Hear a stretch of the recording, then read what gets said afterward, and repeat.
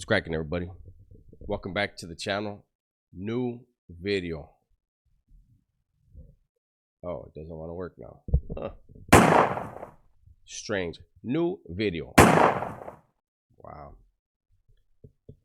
So, the other day I was asked, how has prison changed since, from the time when I first went in to now? I couldn't talk about it. Now I've been out almost 7 years. And then there was also another question: does anyone ever get away with a stabbing in prison? And so I figured, you know what? I'm gonna go ahead and answer number two, but it kind of goes with the changes, right? So this question I think I've answered before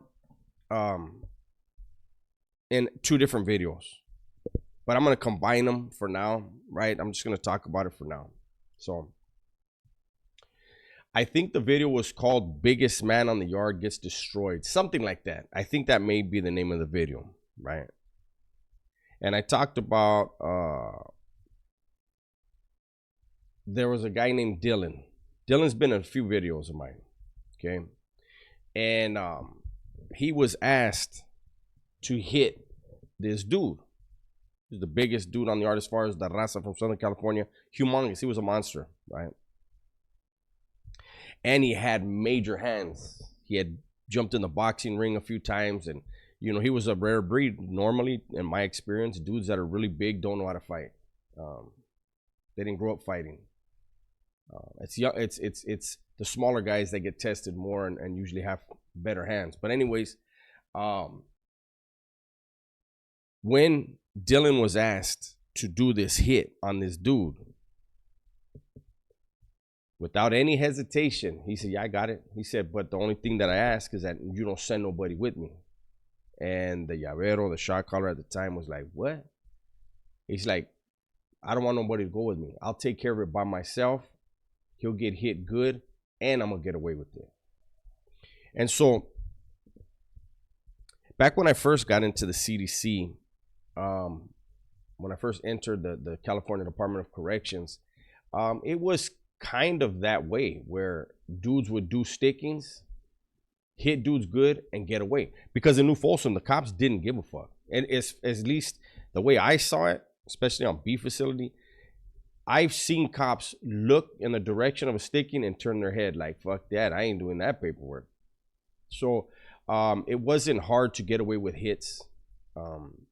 I only saw one time while I was in B Yard in New Folsom. I only saw one time where a hitter actually got busted.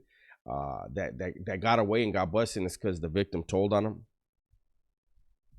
But so when it was time and they said, "Okay, you want to go by yourself, go ahead," and he did. He plugged the dude in his neck about 3 or 4 times, hit him good, and then got away with it. And like I said, that was the norm. That was what people would do. Hit a dude. Now there were certain exceptions to where, if a dude was green lighted and the word came down, take him to the dirt, he was going to get took to the dirt. Those were more like, hey, that dude, take his win. They don't want him breathing no more. He got to go. But most of the time it was just, hey, whack him. And it was up to the shooter to do a good job, because your work was a reflection of you. If you just scratched the dude, it was going to be extremely hard to live that down. Vato like that, vato, there ain't no killer in that guy. That's the homie scratcher right there. Now, I talked about in another video, I believe that one is called the Pelican Bay effect, something along those lines.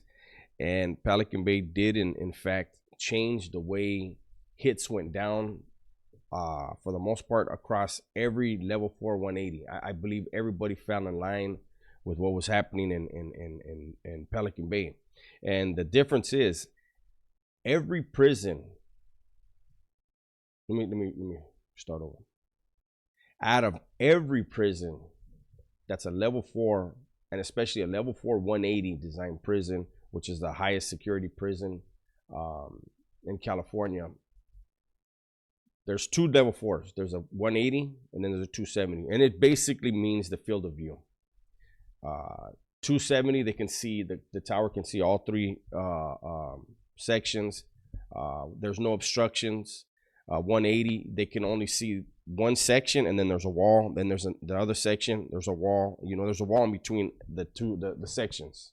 Just put it like that. And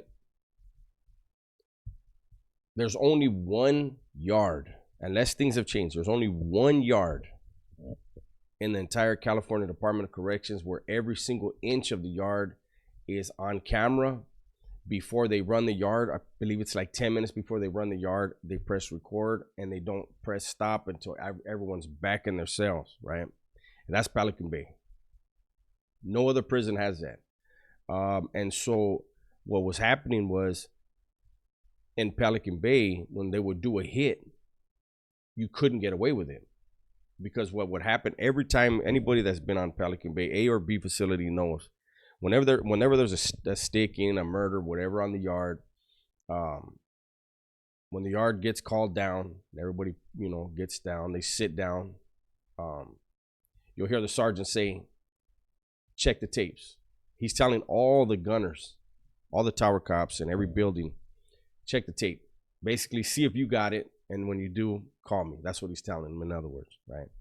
And then it'll be a few minutes, 20 minutes will go by, whatever it is, you know, because it depends on what time the dude got hit, you know. But anyways, you'll hear, hey, Sarge, it's 7 block, whatever, and then he'll take off. Usually one of his buddies will walk with them. They go up to 7 block. They go up to the tower. They have the TV monitor up there. They look at the incident, and they come back out, and they walk straight to the guys that did it. There's no getting away. So for that reason, it became where every hit in the Bay was basically, whether it was a check or not, at least for the Southerners, whether it was a check or not, they were trying to kill you. Because if they didn't have life, they're about to catch it. So every hit was very deadly, very serious. So those guys would go to the SHU in Pelican Bay.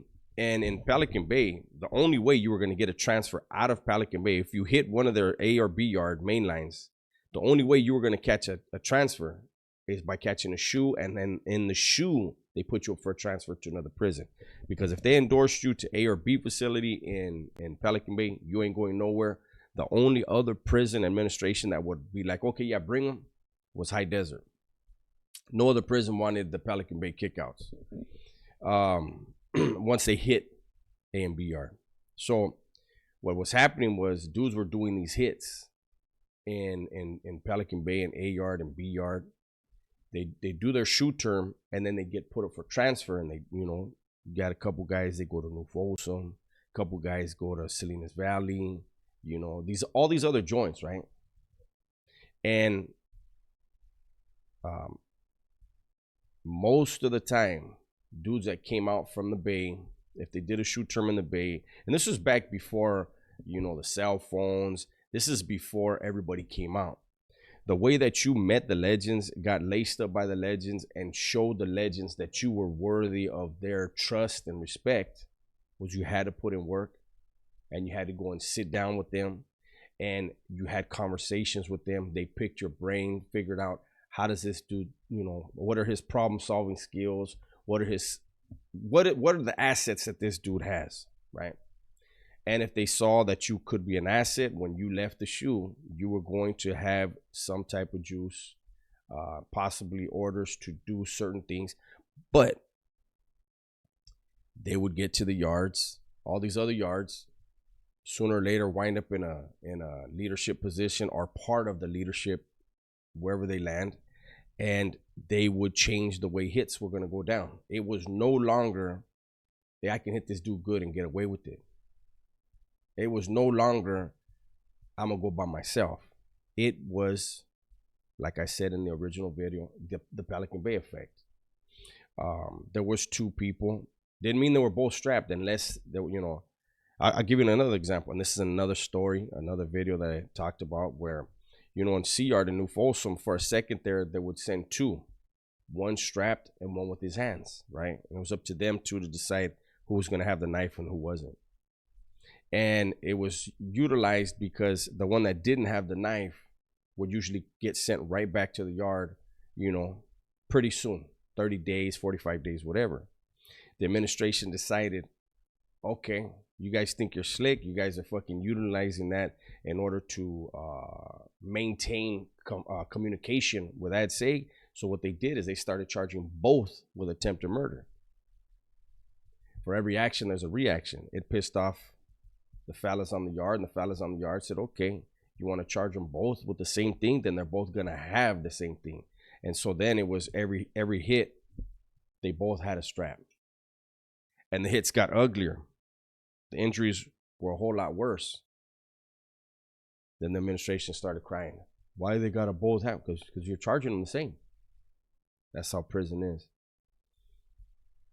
But so hopefully that answers the question. The question basically, the answer, basically is if it's a Southerner, I think it may be the same for the Northerners, but if it's a Southerners and they're doing a hit, they're not trying to get away. They're trying to show everybody, not just their own, but everybody on that yard, who they are, what they're capable of, and what they're willing to do. I can tell you that from my own personal experience, being on yards and somebody would come and if they did a good job or had a history of doing good jobs, let me get in there, good jobs, whenever they whack somebody, believe their reputation preceded them. They've come and someone would say, hey, Holmes, that vato right there is not playing. And so as far as the Southerners, I don't really know if it's been a long time since dudes have tried to get away with hits. They usually wanted to set an example, set a tone, and create their reputation. And putting in work is a way to do that in that world. So that's my video for today. Hopefully you guys enjoyed it. If you did, do me a favor, hit the like button, leave a comment, and share it with someone else who you think would enjoy it. Everybody, please be safe, be smart, and tell the ones you love that you love them. I'm out.